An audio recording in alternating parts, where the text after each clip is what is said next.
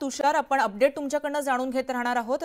तर आता आपण जातोय पुण्यात भाजपचा मेळावा आहे। उपमुख्यमंत्री देवेंद्र फडणवीस बोलतात। पण खालचे जेवले नाही आहेत, वरच्यांचा आवाज येत नाहीये। जय जय जय जय जय भवानी, जय जय जय जय जय शिवाजी। हिंदवी स्वराज्याचे सरसंस्थापक छत्रपती शिवरायांना मानाचा मुजरा करतो। भारतीय राज्यघटनेचे शिल्पकार भारतरत्न डॉक्टर बाबासाहेब आंबेडकर यांना मानवंदना अर्पित करतो।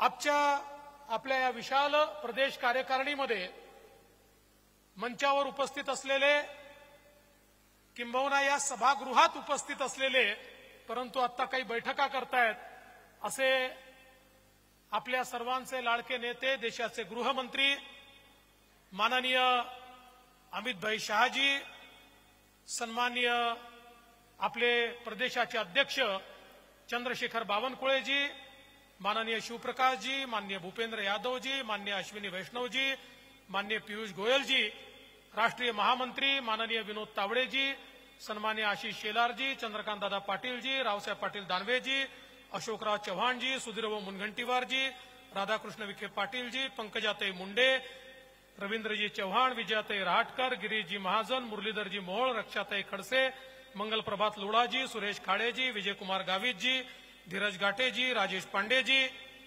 या ठिकाणी मंचावर आणि सभागृहात उपस्थित असलेले सर्व भारतीय जनता पक्षाचे लोकप्रतिनिधी, कार्यकर्ता, पदाधिकारी, भगिनी आणि बंधूंनो, आज सर्वप्रथम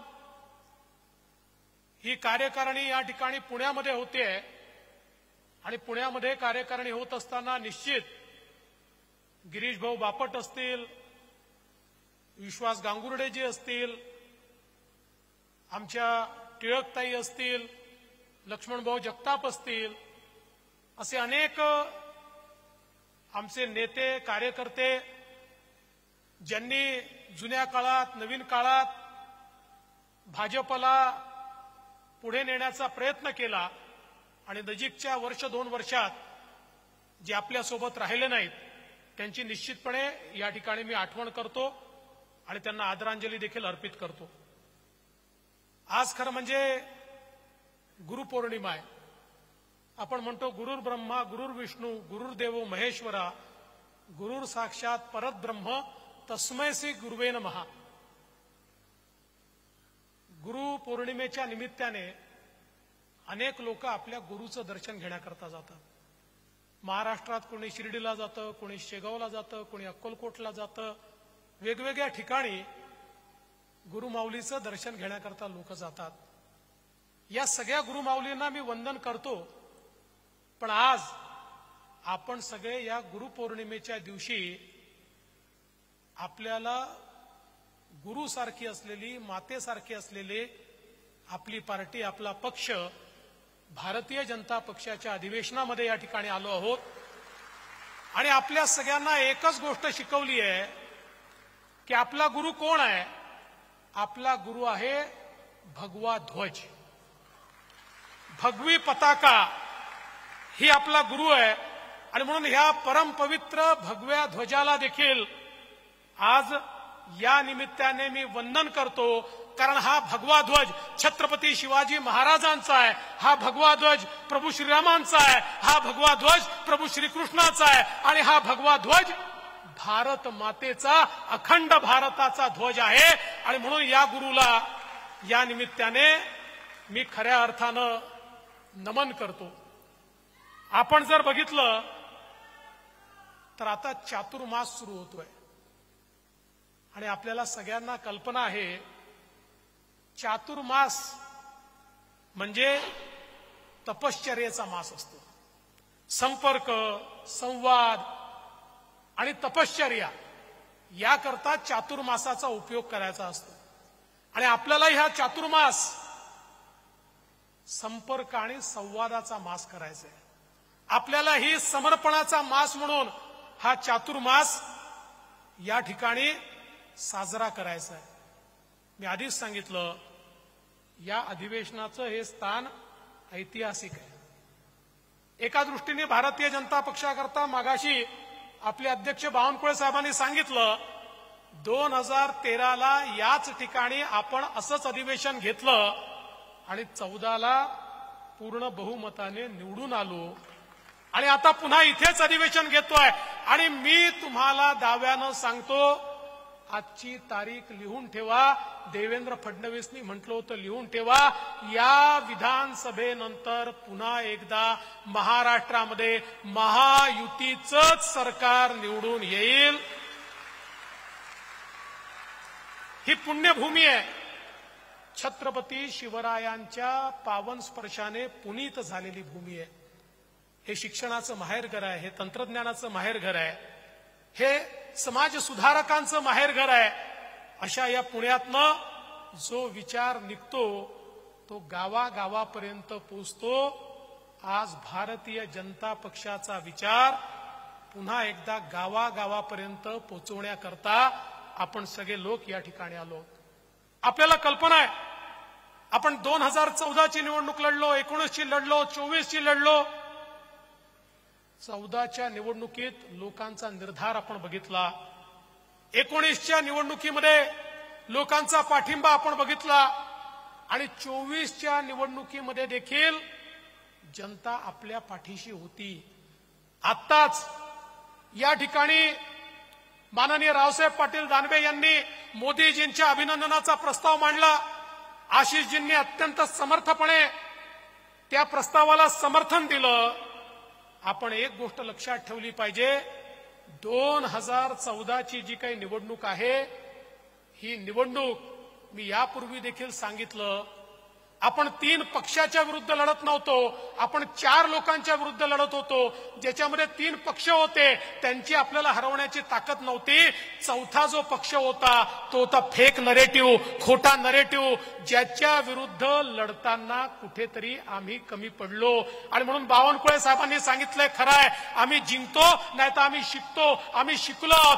फेक नरेटिव्ह कसा तयार होतो, तो कोण तयार करतं याची माहिती आम्हाला आहे. आता फेक नरेटिव्हला खऱ्या नरेटिव्हने उत्तर देण्याची ताकद देखील या ठिकाणी आपण निर्माण करणार आहोत.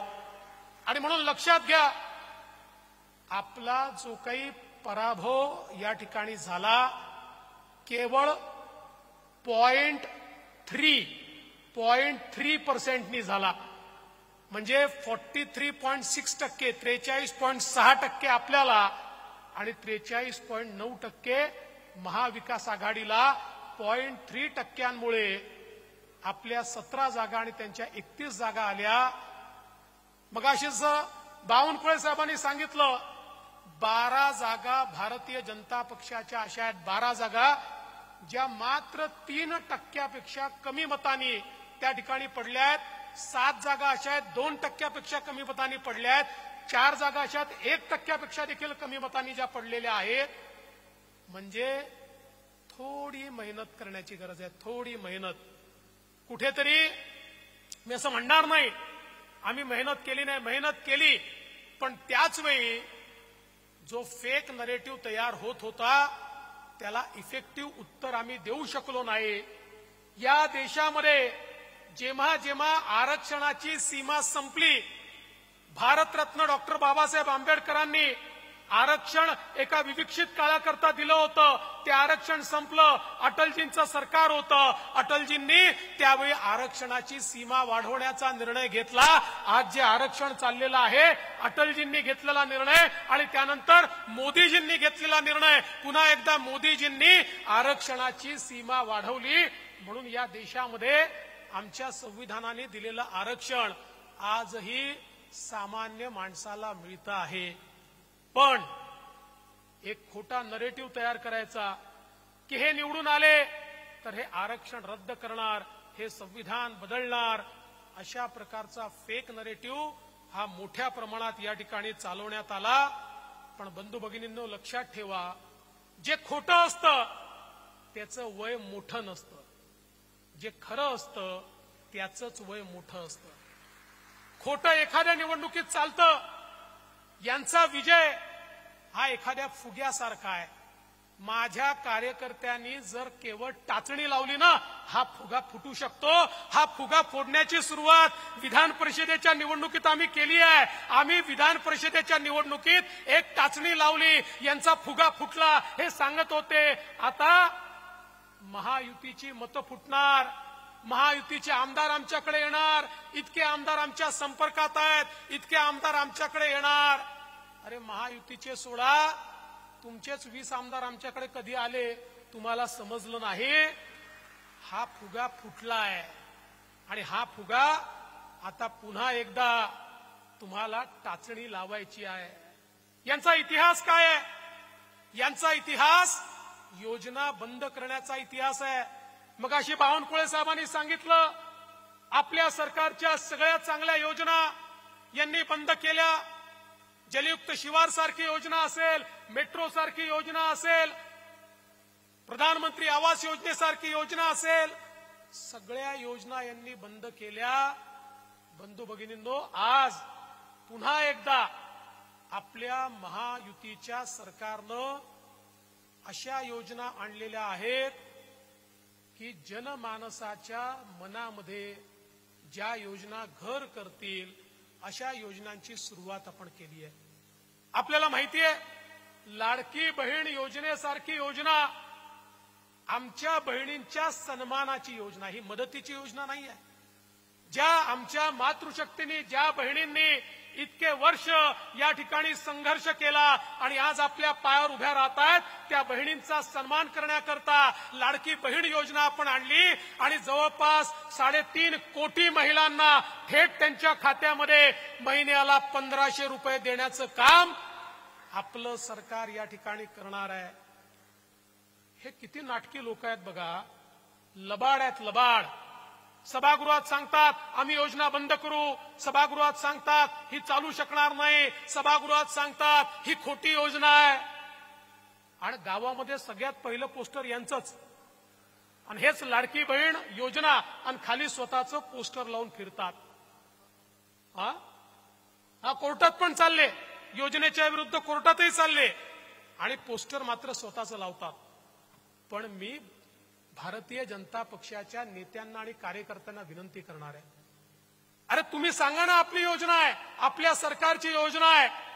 आपली मशिनरी जमिनीवर उतरली पाहिजे आणि आपण आमच्या माता भगिनींना मदत करून त्यांचे फॉर्म भरून घेतले पाहिजेत. एक गोष्ट लक्षात ठेवा, हे जे काही महाविकास आघाडीचे लोक आहेत यांनी एक स्ट्रॅटेजी ठरवली आहे.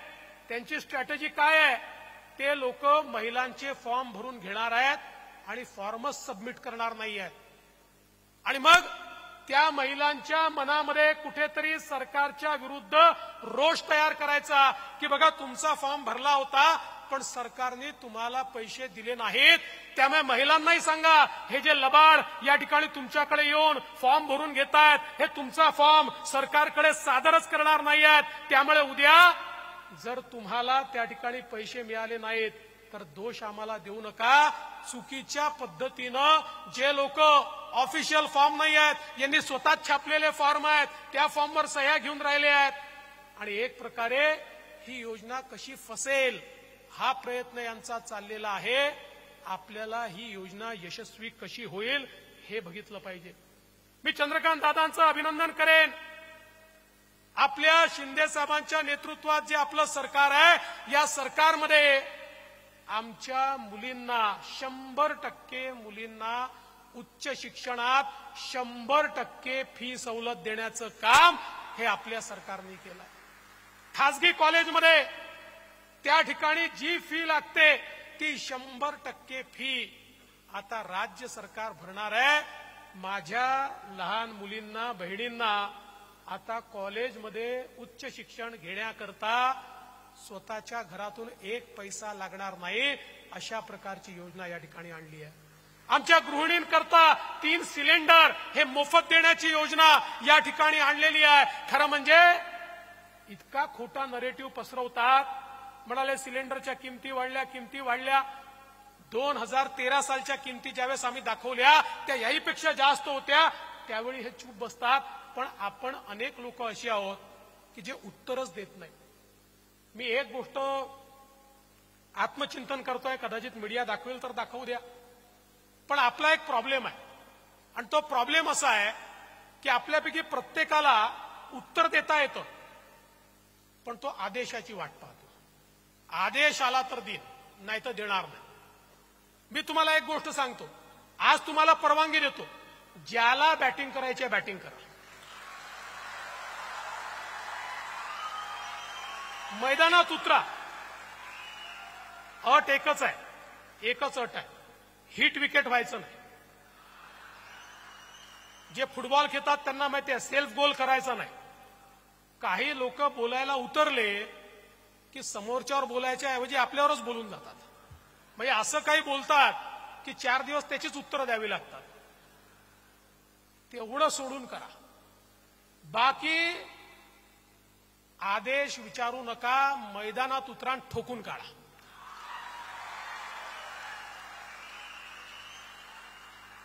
आणि तुम्हाला तर खोटं बोलायचंच नाहीये.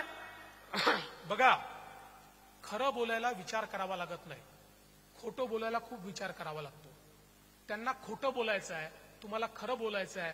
खोट्याला खऱ्याने उत्तर द्यायचं असेल तर विचार करावा लागत नाही. आणि मला विश्वास आहे तुम्ही सगळे उतरले पाहिजेत. आज बघा, शेतकऱ्यांना आपण वीज मोफत दिली, यापुढे शेतकऱ्यांना बिल लागणार नाही. आणि लगेच यांनी विचारलं, मग काय तुम्ही जुने बिल देणार का? मग त्याचं काय होणार? मी स्पष्टपणे विधानसभेत सांगितलं, अरे कालपर्यंत आम्ही कोणाचं तरी जुनं बिल वसूल केलंय का? तर आता आम्ही जुने बिल वसूल करायला जाणार आहोत का? कोणाचंही जुनं बिल वसूल करणार नाही, कोणालाही नवीन त्या ठिकाणी बिल मिळणार नाही. शेतकऱ्यांना वीज मोफत म्हणजे मोफतच. आणि मला सांगितलं पाहिजे, आम्ही काही पैसे उडवायला बसलो नाहीये, योजना तयार केली.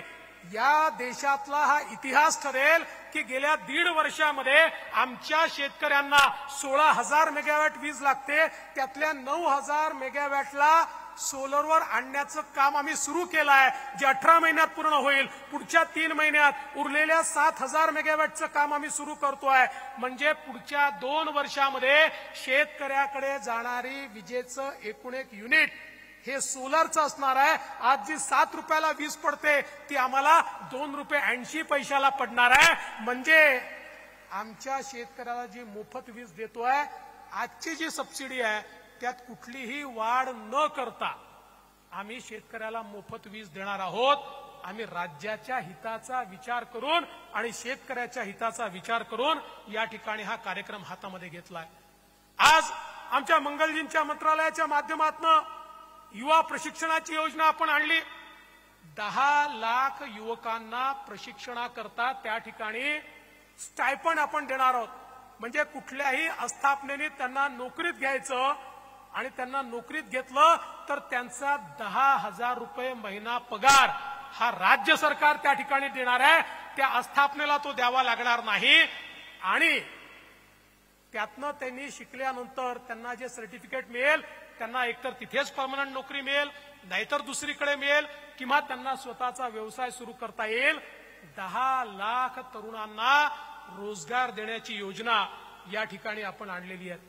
आणि म्हणून मला तुम्हाला एवढंच सांगायचं आहे, योजना अनेक आहेत, पण जोपर्यंत आम्ही रोज बोलणार नाही, आम्ही रोज सांगणार नाही, प्रत्येकाच्या तोंडी योजना असलीच पाहिजे. जो भेटेल त्याला, अगदी लोक वैतागले तरी चालतील, लग्नात गेलं तरी त्यांना काय योजना आहे हे सांगा, त्याच्यानंतर मग त्या ठिकाणी लग्न लावायला जा. कारण पब्लिक मेमरी अत्यंत शॉर्ट असते.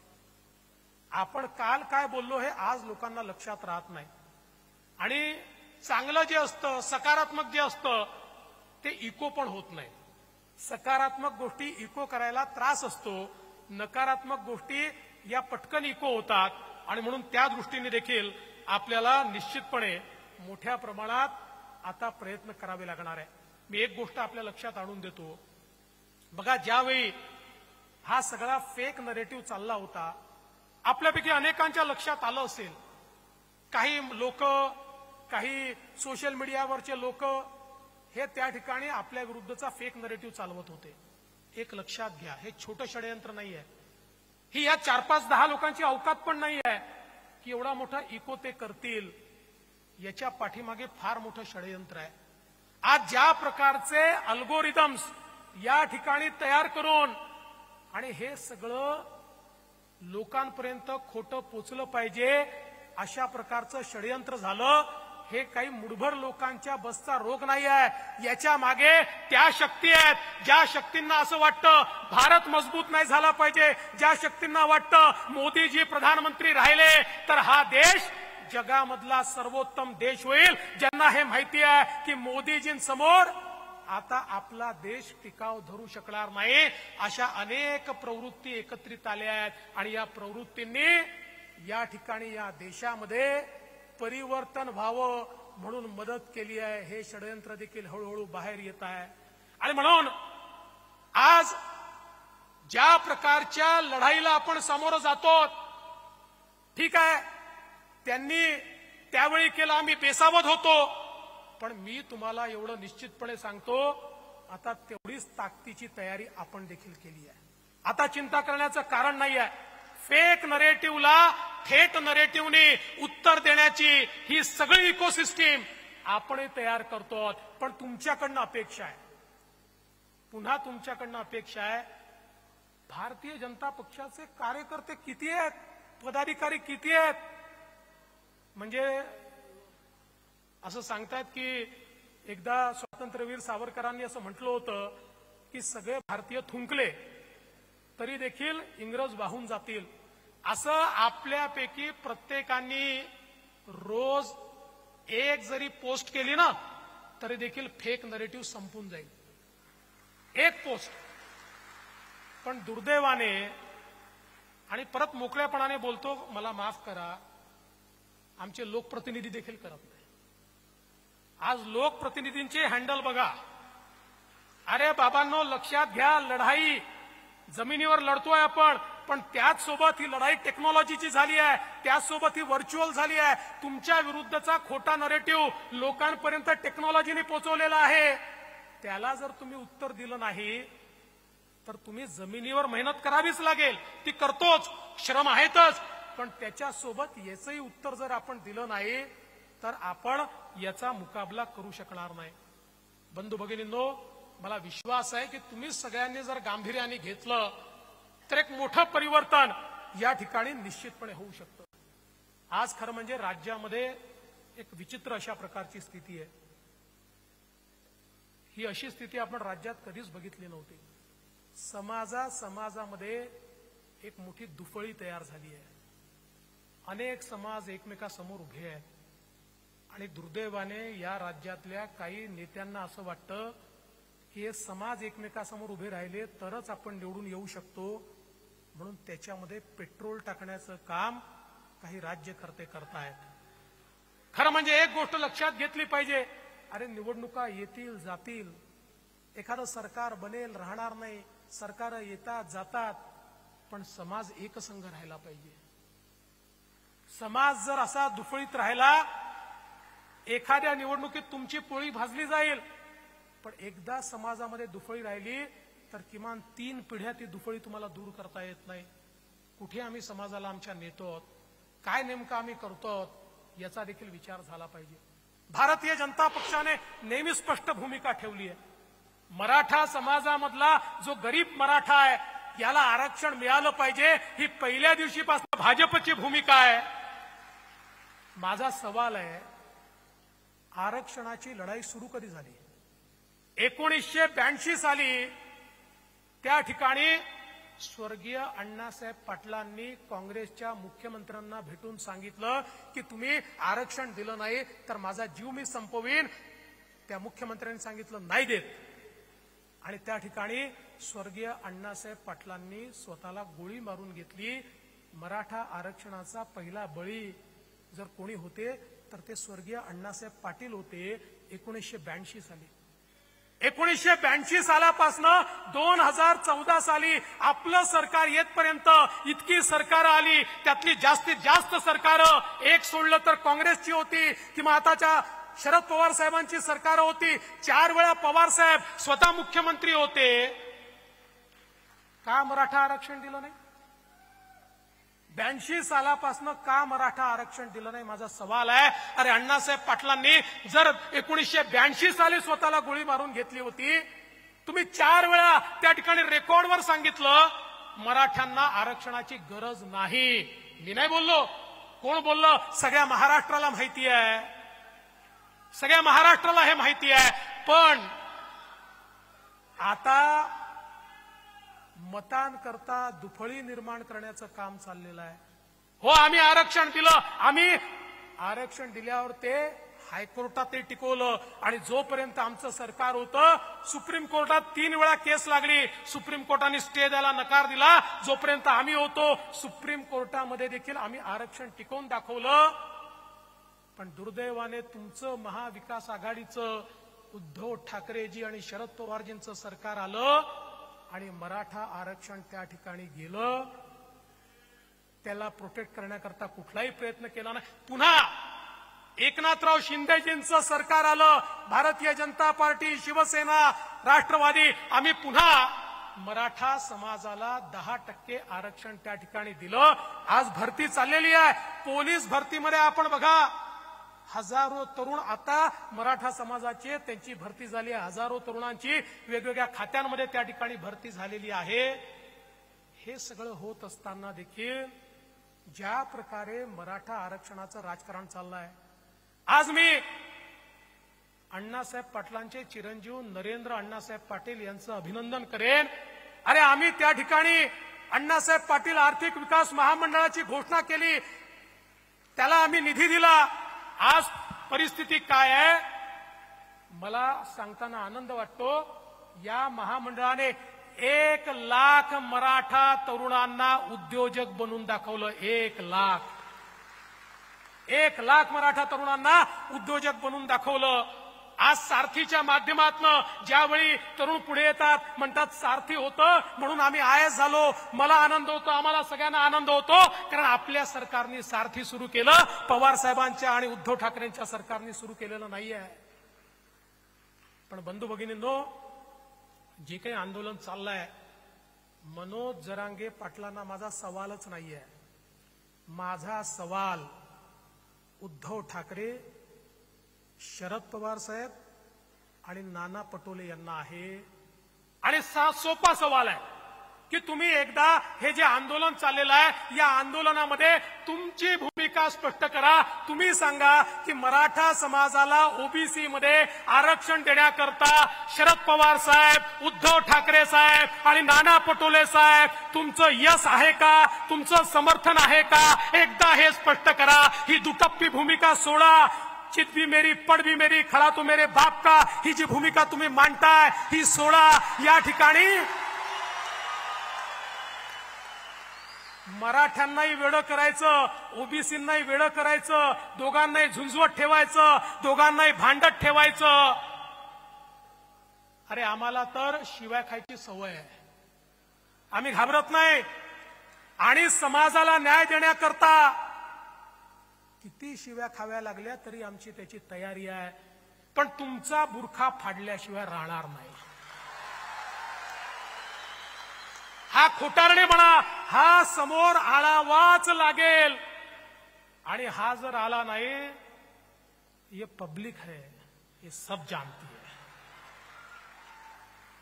बंधू भगिनींनो, खरं म्हणजे आज आपण एक गोष्ट लक्षात घेतली पाहिजे.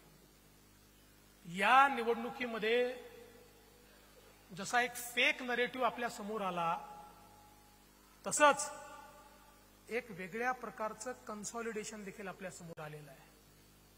भारतीय जनता पक्षाने कधी जाती धर्माचा विचार केला नाही. आमचं जे हिंदुत्व आहे हे व्यापक हिंदुत्व आहे. भारतीय जनता पक्षाच्या हिंदुत्वामध्ये कुठल्याही पूजा पद्धतीला स्थान आहे. भारतीय जनता पक्षाने जे हिंदुत्व मांडलं याच्यामध्ये आम्ही कधीही कुणाला एक्सक्लूड केलेलं नाहीये. या भूमीला जो आपली जन्मभूमी मानतो, कर्मभूमी मानतो, आणि या देशाची मानकं, मग प्रभू श्रीराम असतील किंवा छत्रपती शिवाजी महाराज असतील, ही मानकं, जो आपली मानकं मांडतो, असा कुठलाही व्यक्ती, जात असो, धर्म असो, पूजा पद्धती असो, तो कुठेही त्या ठिकाणी पूजा करणारा असो, असा प्रत्येक व्यक्ती हिंदू आहे हे मानणाऱ्यांपैकी आम्ही आहोत. पण त्याच वेळी या ठिकाणी हिंदूंना दहशतवादी म्हणण्यात येत आहे. काल परवा विशाळगडाची घटना झाल्यानंतर शिवप्रेमींना दहशतवादी म्हणण्यात येत आहे. आज संसदेमध्ये राहुल गांधी म्हणतात हिंदू म्हणजे हिंसा. हे खपवून घेणार आहोत? खपवून घ्यायचं? आमचा संकुचित विचार नाही आहे, पण आम्हाला एक गोष्ट निश्चितपणे माहिती आहे, या देशामध्ये जेव्हा जेव्हा हिंदू निर्बल झाला, जेव्हा जेव्हा हिंदू दुर्बल झाला, त्यावेळी हा देश गुलामगिरीत गेला. अरे छत्रपती शिवरायांनी 18 पगड जातींना एकत्रित केलं आणि हिंदवी स्वराज्याची स्थापना केली. छत्रपती शिवाजी महाराजांनी धर्मात भेद केला नाही, पण त्याच वेळी त्यांना हे माहिती होतं की जोपर्यंत या ठिकाणी हिंदवी स्वराज्याची स्थापना होणार नाही तोपर्यंत मोगली आक्रमकांकडनं मी माझ्या रयतेला वाचवू शकणार नाही. या ठिकाणी खोटं बोलून स्वतःच्या मनाची समजूत तुम्ही काढू शकता, पण सत्य हे स्वीकारावं लागतं. आणि पुन्हा एकदा जे आम्हाला धुळ्याच्या लोकसभेत पाहायला मिळालं, जे आम्हाला वेगवेगळ्या लोकसभेत पाहायला मिळालं, आज जागे झाला नाहीत ना, उद्या जागा होण्याची संधी पण मिळणार नाही.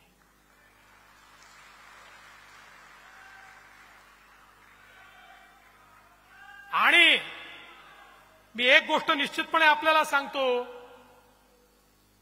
आपल्या हिंदुत्वाबद्दल कोणालाही अपराध बोध ठेवण्याची आवश्यकता नाहीये. हो, आम्ही गर्वाने सांगतो आम्ही हिंदू आहोत.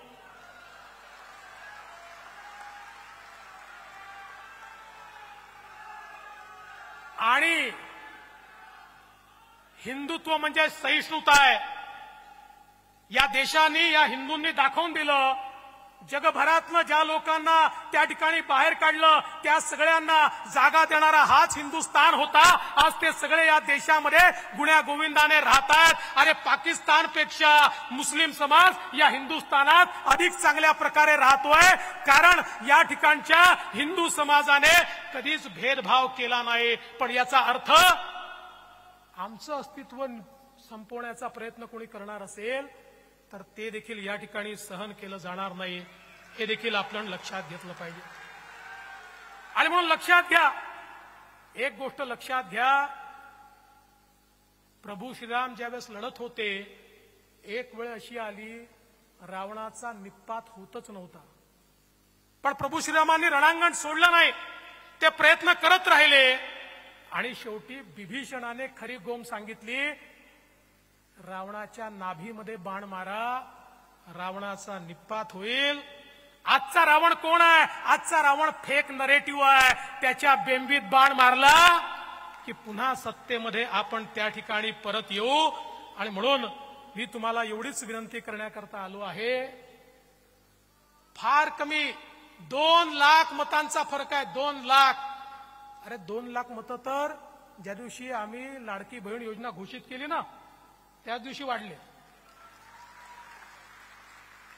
ज्या दिवशी यांचा फेक नरेटिव्ह सांगितला त्याच दिवशी त्याच्या चौपट मतं आपले त्या ठिकाणी वाढले आहेत. आणि म्हणून खरं म्हणजे मला मोहत असल्यामुळे एक कविता मी या ठिकाणी आणली आहे, जी आपल्या सगळ्या कार्यकर्त्यांकरता आहे. असे जगावे दुनियेमध्ये आव्हानाचे लावणी अत्तर, नजर रोखून नजरेमध्ये आयुष्याला द्यावे उत्तर. नको गुलामी नक्षत्रांची, भीती आंधळी ताऱ्यांची, आयुष्याला भिडतानाही चैन करावी स्वप्नांची. असे दांडगी इच्छा ज्याची, मार्ग तयाला मिळती 70. असे जगावे दुनियेमध्ये आव्हानाचे लावून अत्तर, नजर रोखून नजरेमध्ये आयुष्याला द्यावे उत्तर. असा आयुष्याला उत्तर देणारा कार्यकर्ता हा आज आपल्याला या ठिकाणी तयार करायचा आहे. अरे मोदीजींनी जो भारत तयार केलाय हा मागे वळून पाहणारा भारत नाही आहे.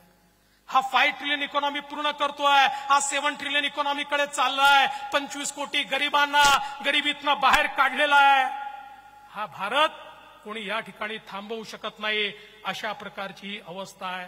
आणि म्हणून आज कार्यकर्त्यांकडनं माझी एकच अपेक्षा आहे, बघा, थोडं मनमोकळं बोलतो, आपली देखील अनेक वेळा कुजबूज होते, ती काही चूक नाही आहे. नवे जुने असा वाद होतो, तो थोडा बहुत होत असतो. पण एक गोष्ट सगळ्यांनी लक्षात ठेवली पाहिजे, हा पक्ष का घडला.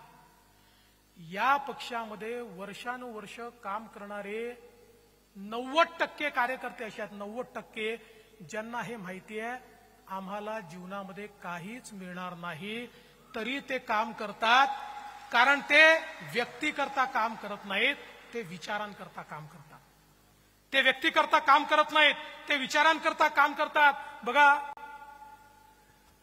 छत्रपती शिवरायांच्या विचारांना आपण सगळे मानतो आणि महाराजांनी कधी एक पाऊल पुढे टाकलं, कधी एक पाऊल मागे घेतलं, कधी मान, कधी अपमान, कधी तह, कधी सलगी, सगळ्या गोष्टी केल्या. पण ध्येय एकच होतं. काय ध्येय होतं? हिंदवी स्वराज्याची स्थापना. हे एकच ध्येय होतं. आज आपण देखील अनेक गोष्टी केल्या आहेत. वेगळ्या परिस्थितीमध्ये सरकार तयार केलं, वेगवेगळे मित्र सोबत जोडले. काहींना आवडलं असेल, काहींना आवडलं नसेल, पण लक्षात ठेवा, या ठिकाणी केवळ सत्ता मिळवणं एवढा आपला उद्देश नव्हता. या महाराष्ट्रामध्ये ज्यावेळी आमच्या सामान्य कार्यकर्त्यावर अत्याचार होत होता, या महाराष्ट्रामध्ये सामान्य महाराष्ट्रातल्या जनतेवर कोविडच्या काळामध्ये भ्रष्टाचार त्या ठिकाणी होत असताना अत्याचार होत होता, त्यावेळी आपण हे परिवर्तन घडवलं.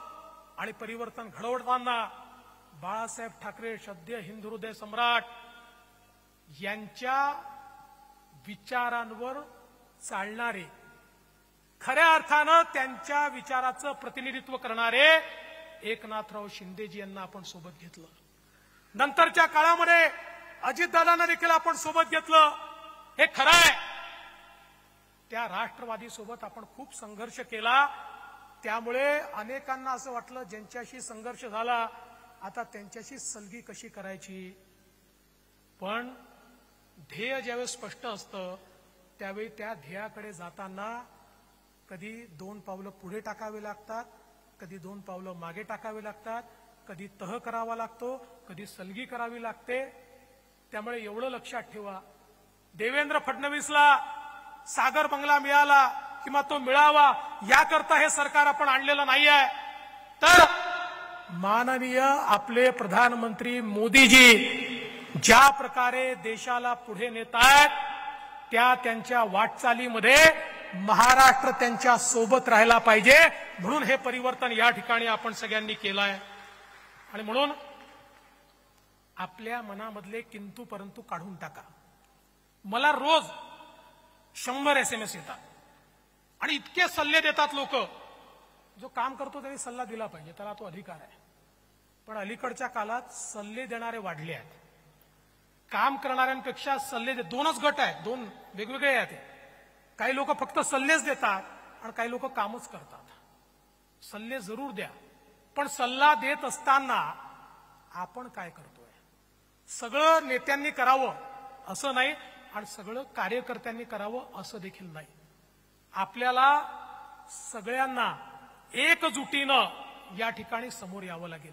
आणि म्हणून तुम्हाला माझी विनंती आहे, आमच्याकडनं काही चुका घडल्या असतील, असू शकतात, काही चुका निश्चितपणे झाल्या असतील, त्या चुका तुम्ही पोटात घातल्या पाहिजेत. कारण आम्हीही तुमच्यासारखे कार्यकर्ते आहोत. हे पद मिळालं म्हणून आम्ही मोठे नाही झालो, आम्ही पण कार्यकर्ते आहोत. पण नुसत्या चर्चा करायच्या, नुसतं त्या ठिकाणी निगेटिव्ह बोलायचं, असा जो कारभार काही लोक करतात त्यांना हात जोडून विनंती आहे, जे लोक निष्ठेने काम करतायत किमान त्यांच्या मनामध्ये विष कालवण्याचं काम करू नका. आजही हा पक्ष निष्ठावंतांच्या भरोशावर उभा आहे, जे निष्ठेने उभे आहेत, जे कुठल्याही परिस्थितीत पक्षासोबत उभे आहेत, अशा लोकांच्या भरोशावर उभा आहे. आणि मी तर सांगतो, एखाद्या निवडणुकीमध्ये कमी जागा मिळाल्याचा फायदा काय असतो माहिती आहे? खरा पक्षासोबत कोण आहे हे आपल्याला त्यातनं समजतं. जेव्हा जिंकतो तेव्हा सगळे सोबत असतात, पण एखाद्या निवडणुकीमध्ये कमी जागा मिळाल्या की मग अनेकांचं जे वागणं असतं त्यातनं खरा पक्षाचा कोण आणि कोण नाही हे आपल्या लक्षात येतं. आणि म्हणून माझी तुम्हाला एवढीच विनंती आहे की आपल्या सगळ्यांना एकजुटीनं सामोरं जायचं आहे. आत्मविश्वास ठेवा. या ठिकाणी जर आपण विपरीत परिस्थितीमध्ये, फेक नरेटिव्हमध्ये, ज्या ठिकाणी आपल्या लक्षातच आलं नाही की असा नरेटिव्ह आहे, अशाही परिस्थितीमध्ये त्या ठिकाणी केवळ 2 लाख मतांनी फक्त मागे आहोत. मी तुम्हाला विश्वासानं सांगतो, आपण मागच्या निवडणुकांमध्ये भाजप म्हणून या ठिकाणी 1.5 कोटी मतं सातत्याने घेत आलो आहे. यावेळी 1.25 कोटी मतं आपण घेतल्याशिवाय राहणार नाही. आणि महायुती म्हणून अनेक कार्यकर्ते विचारतात, मग सांगा मुख्यमंत्री कोणाचा होणार, मग मुख्यमंत्री कोण होणार. तुम्हाला आजच सांगतो, मुख्यमंत्री महायुतीचाच होणार. यानंतर कोण मुख्यमंत्री, काय मुख्यमंत्री हा प्रश्न विचारू नका. हा प्रश्न डोक्यातनं काढून टाका. आज हा प्रश्न आपल्या समोर नाही. आपल्या समोर एकच लक्ष्य आहे. ज्याप्रमाणे अर्जुनासमोर माशाचा डोळा एकमेव लक्ष्य होतं, तसं आपलं एकच लक्ष्य आहे, पुन्हा या महाराष्ट्राची सेवा करण्याकरता आपलं सरकार स्थापन करणं. आणि त्याकरता वाटेल ती किंमत कार्यकर्ता मोजायला तयार आहे. अशा मानसिकतेतनं जर आपण पुढे गेलो तरच मला असं वाटतं की ही निवडणूक आपण निश्चितपणे जिंकू शकू. आणि म्हणून एक भक्कम संकल्प घेऊन आपल्याला जायचं आहे. मी शेवटी एवढंच सांगतो, लहरों को साहिल की दरकार नहीं होती, लहरों को साहिल की दरकार नहीं होती. हौसला बुलंद हो तो कोई दीवार नहीं होती. जलते हुए चिराग ने आंधियों से कहा, उजाला देने वालों की कभी हार नहीं होती, कभी हार नहीं होती, कभी हार नहीं होती. आपण जिंकणार ही मानसिकता घेऊन जा. या ठिकाणी आजचा दिवस लिहून घ्या. आज या ठिकाणून मी घोषणा करतोय, तुमचा प्रतिनिधी म्हणून, भारतीय जनता पार्टी हा महाराष्ट्रातला सगळ्यात मोठा पक्ष असेल आणि महायुतीचं सरकार या महाराष्ट्रामध्ये आपण स्थापन करून दाखवू. एवढंच बोलतो आणि माझं बोलणं संपवतो. धन्यवाद. जय हिंद, जय महाराष्ट्र, जय शिवराय. उभं राहू, सर्वांनी उभं राहून टाळ्या. धन्यवाद देवेंद्रजी. तर पुण्यातल्या बालेवाडी येथे उपमुख्यमंत्री देवेंद्र फडणवीस यांनी या भाजपच्या महामेळाव्याला संबोधित केलं आणि त्यांनी संवाद करणार आहेत. महाराष्ट्रामध्ये पांडेजी जरा सुटलं. महाराष्ट्राची सेवा करण्यासाठी पुढचं सरकारही आमचंच असेल असा ठाम विश्वास व्यक्त केला. एक घोषणा देवेंद्रजींसाठी जोरात. देवेंद्रजी तुम आगे बढ़ो, देवेंद्रजी तुम आगे बढ़ो. सगळ्यांना महत्वाची सूचना आहे. भोजन झाल्यानंतर लगेच माननीय अमितभाई शहा यांचं मार्गदर्शन आहे. तेवढं शेवटचं सेशन आहे. भोजनासाठी 3 गट केलेले आहेत. इकडच्यांनी डाव्या बाजूला जायचंय. तर भाजपचं हे मिशन विधानसभा आणि त्यासाठी आज महामेळाव्याचं आयोजन करण्यात आलेलं आहे. आणि याला 5,000पेक्षा जास्त भाजपचे कार्यकर्ते, पदाधिकारी उपस्थित आहेत. पुण्यातल्या बालेवाडी इथे हे महाअधिवेशन सुरू आहे. त्यातली आपण थेट दृश्य बघत होतो. नुकतेच देवेंद्र फडणवीस यांनी उपस्थितांना मार्गदर्शन केलं, संबोधित केलं आणि यानंतर थोड्याच वेळात केंद्रीय गृहमंत्री अमित शहा हे देखील उपस्थितांना मार्गदर्शन करणार आहेत.